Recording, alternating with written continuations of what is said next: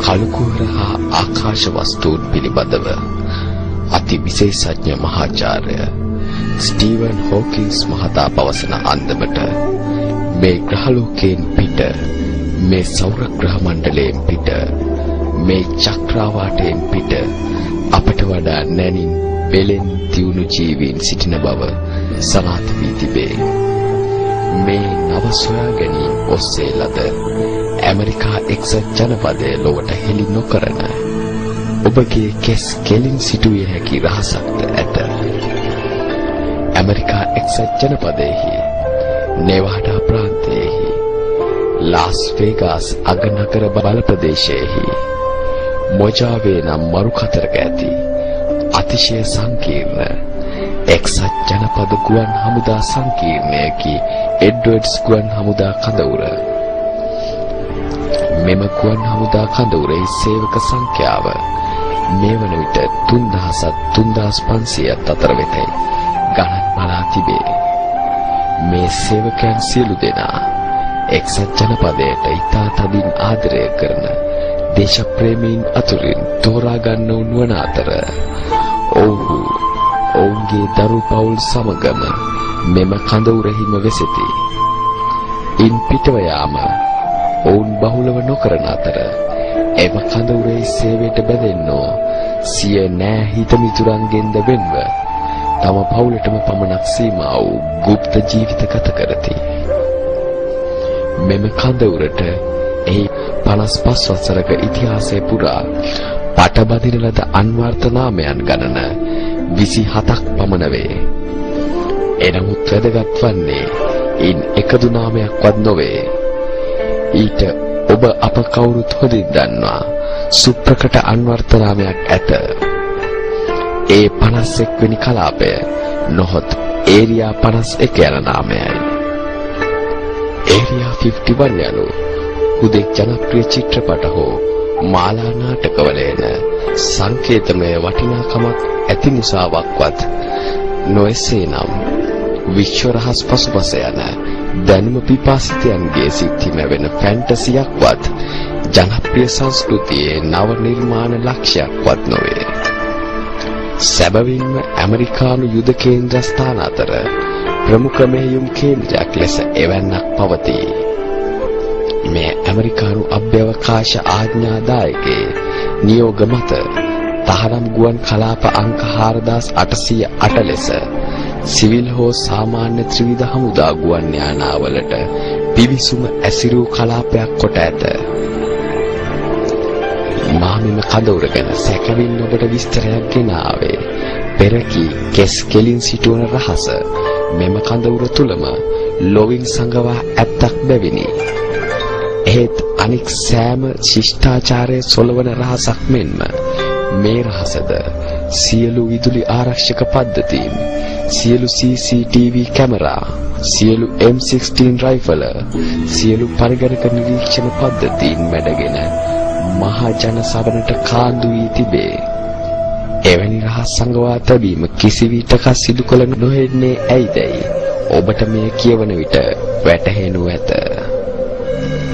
මේකී රහස් කඳවුර තුල පිටසක්වල අතිශය බුද්ධිමත් තාක්ෂණයෙන් අපට වඩා ගව් ගණනක් ඉදිරියෙන් සිටින ජීවී වර්ග හා ඇමරිකානු රාජ්‍යාධිකාරීන් මුණ ගැසෙන බව සැබෑවකි. හිටපු මධ්‍යම රහස් සොත්තු සේවා අධිපති පවා මේ ගැන සිය විශ්‍රාමික දිවිය අතරතුර සමීපයන්ට හෙළිදරව් කොට තබා මෙලොවින් නික්ම යන්නට වග බලා ගත්හ. මෙවැනි හමුවලදී හෙළිදරව් වූ විශ්ව රහස් දහස් ගණනක් වුවද ඉන් ඔබට වැදගත්ම රහස වන්නේ මෙයයි. පිටසක්වල ජීවීහු අතර දුර බැහැර ග්‍රහලෝක ඉපිද ජීවන චක්‍රය හා ඉන් මිදීම ගැන මාර්ගෝපදේශකත්වය දුන් මහා පණිරුවනක් සරණ ගිය කොට්ටාශයක් වෙති. ඔහු අසම සම මානසික ශක්තියෙන් අතිශයින් බල සම්පන්න ජීවීහු වෙති. සිය දේශක නායකයාට ඔහු තත්තාග සහ නීදෝක් යන නාමයන්ගෙන් අමතති. මේ කියන්නේ මේ චක්‍රාවාටයෙන් ඔබ්බෙහි ග්‍රහලෝකවල සිටින බුදුන් සරණ ගිය විශ්ව බෞද්ධ ප්‍රජාවක් ගැන නොවේද? ඒරියා 51 වෙතින් හෙළි වූ ආර්ථික තාක්ෂණික රහස්‍ය ගණනක් ඇතත් මෙවැනි ආගමික රහසක් ඒරියා 51 වෙතින් පිටතට කාන්දු වී බොහෝ රහස් අතර වෙනත් නැත. වෙනත් කිසිදු පෘථිවි ආගමික දර්ශනයක් Taman හඳුනතයි ඔවුන් පවසා නැත. මේ එවැනි රහසක් ලොවට කාන්දු පළමු අවස්ථාවයි. බුදු පියාණන්ගේ විශ්වනීයත්වය. තථාගතයන්ෝ සිදත් සංගරා ඇජරණට අනුව යථාගත හේවත් සත්‍යගාමී වූ යන්නය. නොයසේනම් සත්‍ය මඟ පිළිපන් යන්නය. බුදු පියාණෝ දෙවියන් උදෙසා, බඹුන් උදෙසා, අමනුෂ්‍ය උදෙසා මෙන්ම සකල විද විශ්ව ජීවීහු උදෙසා කරන ලද සූත්‍ර දේශනායෙහි බොහෝ කොට තමන් වහන්සේ හඳුන්වා ගත්තේ මේ තථාගත යන නාමයෙනි. තථාගතයන්ෝ සිදත් සංගරා ඇජරණට අනුව යථාගත හේවත් සත්‍යගාමී වූ යන්නය. නොයසේනම් සත්‍ය මඟ පිළිපන් යන්නය. බුදු පියාණෝ දෙවියන් උදෙසා, බඹුන් උදෙසා, අමනුෂ්‍ය උදෙසා මෙන්ම සකල විද විශ්ව ජීවීහු උදෙසා කරන ලද සූත්‍ර දේශනායෙහි බොහෝ කොට තමන් වහන්සේ හඳුන්වා ගත්තේ මේ තථාගත යන නාමයෙනි. උදාහරණ වශයෙන් අමනුෂ්‍ය බලපෑමෙන් වේශාලිය මුදවා ගනුවස් කළ රතන සූත්‍රයේහි තථාගතං දේව මනුස්ස පූජිතං යනුවෙන් සඳහන් කළ සේක. තවද මේ නමින් උන්වහන්සේ විශ්ව ප්‍රචලිත බවට කදිම නිදසුන් වන්නේ දජග්ග පරිත්තේහිද, ආටානාටිය පරිත්තේහිද, මහා මංගල සූත්‍රයේහිද, අනාගත වංශ දේශනායෙහිද, බණවර කතායෙහි සක් දෙව් රජු, සහම්පති මහ බඹු, වෙසමුණියක් රජු, සතරවරම් දේවතාවෝ ඇතුළු බොහෝ භගවත් ඇසුර ලද නොමිනිස් ජීවීහු උන්වහන්සේ ඇමතීමටද තථාගත නාමයම යොදාගෙන තිබීමය. එසේනම් තථාගත නාමය මේ සක්වා තලයෙන්ද බැහැර වෙසෙන ජීවීන් සිය මහා ගුරුවරයා හඳුන්වනු ලබන තථාගත නාමයමය. අප බුද්ධ ලෙසින් නමතන විශ්ව ගුරුවරයාණන්ගේ පිටසක්වල සිසුහු උන්වහන්සේ හඳුනන්නේ මෙපරිද්දෙන් විය හැකිය. දැන් නිදෝක් නාමය ගෙන බලමු. බුදු පියාණන්ට ඇති සමානාර්ථ නාම 1018 අතුරින් තවත් අතිශය ජනප්‍රිය නාමයකි නිදුක්ඛ යන නාමය. අප බුදුරදුන්ට නිදුකානන් වහන්සේ යමතන්නේද මෙහෙයිනි. පාලි බසට සහ සිදත් සංගරා විවරණයට අනුව නි නම් වැරූ හෙවත් වෙනසූ යන්නය. දුක්ඛ යන එහි අර්ථයටම යෙදේ. එනයි නිදුකානෝ යනු දුක විනාශ කර දමා ජයගත් තැනැත්තාරන් වහන්සේය. දැන් ආටානාටිය බණවරයගෙන බලන්න. එහිදී වෛශ්‍රවණ දිව්‍ය රාජයා තිලෝගුරු පාද මූලයේ සිට උන්වහන්සේව මෙලෙස අමතයි. නිදුකානන් වහන්සේ ඒ රජහට ආකාශ තලයේ ආටානාට, කුසිනාට, පරකුසිනාට, නාටපරිය, පරකුසිත නාට නම් පුරවරයෝ වෙති. නිදුකානන් වහන්සේ කුවේර නම් රජුගේ විසානා නම් රාජධානියක්ද ඇති. නිදුකානන් වහන්සේ රෞද්‍ර නපුරු ගති ඇති එකට එක් කරන්නා වූ අමනුෂ්‍යයෝද ඇත්තාහ. නිදුකානන් වහන්සේ මේ ආටානාටිය ආරක්ෂාව වනාහි භික්ෂු භික්ෂුණීන්ගේද උපාසක උපාසිකාවන්ගේද ආරක්ෂාව පිණිසද නොවේසීම පිණිසද සුවසේ විසීම පිණිසද පවතින්නේය. වෛශ්‍රවණ නම් බලසම්පන්න පිටසක්වල ජීවී නායකයා තිලෝගුරු බුදු පියාණන් අමතා ඇත්තේද නිදුකාණන් වහන්සේ යන නාමයෙනි. බෞද්ධ ආකාශ වස්තු විද්‍යාවට අනුව මේ දිව්‍ය ලෝකතලයන්ගේ ආයු කාලය මිනිස් ලොව ආයු කාලය මෙන් 100,000 ගුණයකි. කාලය ඇල්බර්ට් අයින්ස්ටයින් මහා ඇදුරාට අනුව අප විසින් ගොඩනගාගත් හුදු මනක් කල්පිතයක් පමණක් නොවේ. විශ්වයේ සෑම භෞතිකයක්ම වටා ක්‍රියාත්මක ජීව ඔර්ලෝසුවක් ඇත.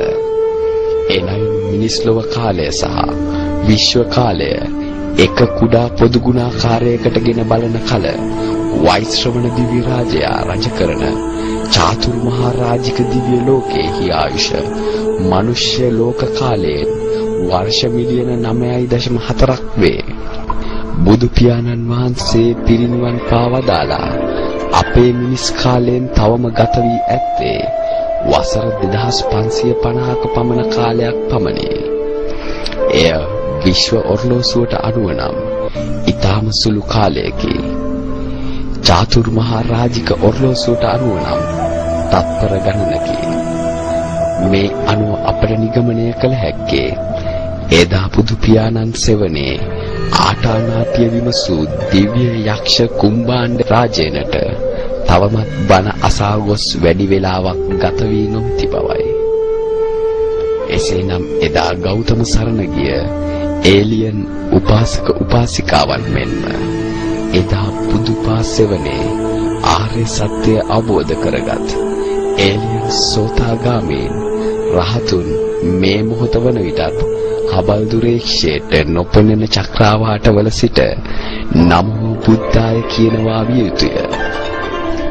මහාචාර්ය ස්ටීවන් හොකින්ස් පවසන අන්දමට පිටසක්වල ඉතා බල සම්පන්න ජීවීන් සිටිනමුත් ඔවුන් අප ගැන හොඳින් දන්නාමුත් ඔවුන් අප ආක්‍රමණය නොකර සිටින්නේ ඇයිද යන්න ඔහුට බලවත් ප්‍රහෙලිකාවකි. ඔහුට ප්‍රහෙලිකාවක් වුවත් එය මාහට ඔහු යම් දිනක පුද්ගලිකව හමු වෙතොත් මට මෙසේ පහදා දිය හැක. අදටත් ඔහු මහ පොළොවේ ඔවුන් හා සංනිවේදනය කළ හැකි උන් සමග බුදුදහම ගැන යමක් පවසනවා නම් එය අරුමයක් විය නොහැක. මිනිස් ලොවෙන් පිටතත් දන්නා එකම මිනිස් දහම බුදුදහමයි. ඒ පිළිබඳව කිසිදු සැකයක් තිබිය යුතු නැත. ඔහු පෘථිවි ජීවීන්ට වඩා බෙහෙවින් බල සම්පන්න වුවත් ඔහු අප ආක්‍රමණය නොකරන්නේ බුද්ධෝත්පාද ග්‍රහලෝකය ඔහු පූජනීය කොට සලකන නිසාම විය යුතුය. මාගේ ධර්මයේ ඒ දිවෙහින් හිසුරකින්නේය යන බුද්ධ විවරණය ලබා බුදුදහම රකින්න එක්තරා ජාතියකට එරෙහිව මුළු මහත් ලෝකයක් පැමිණියත් මොනතරම් දියුණු ත්‍ස්තජාල මොනතරම් ධනවත් රටවල් සමග ආවත් මේ අල්ලක් පමණ වූ කුඩා දූපතක සිටින එම ජාතිය සමූල ඝාතනය කිරීමට ඔහු අසමත් වන්නේත් උක්ත බලවත් සක්වල ජීවීන්ගේ රැකවරණය නිසාම විය නොහැකිද? රෝම චෝල මණ්ඩල අරාබි බ්‍රිතාන්‍ය ආදී වූ මහා බල සම්පන්න ලෝකාධිපති අධිරාජ්‍යයන්ට ඒ කුඩා දූපතේ බුදුසසුන අතුගා දමන්නට හෝ එය රකින්න සංඛ්‍යාවෙන් අල්පයක් වූ ජාතිය සමූල ඝාතනය කරන්නට කී වතාවක් පෙරදරුවත් නොහැකි විය. එසේනම් මේ ග්‍රහලෝකේ රැකෙන්නේ අවිවාදයෙන්ම බෞද්ධයන් නිසාම විය යුතු නොවේද? ඒ රැකවරණය මේ ලොවට ගෙන දුන් මහා මිනිස් වීරයන් වහන්සේ බුදු පියාණන් වහන්සේ මිස අන් කවරෙක්ද?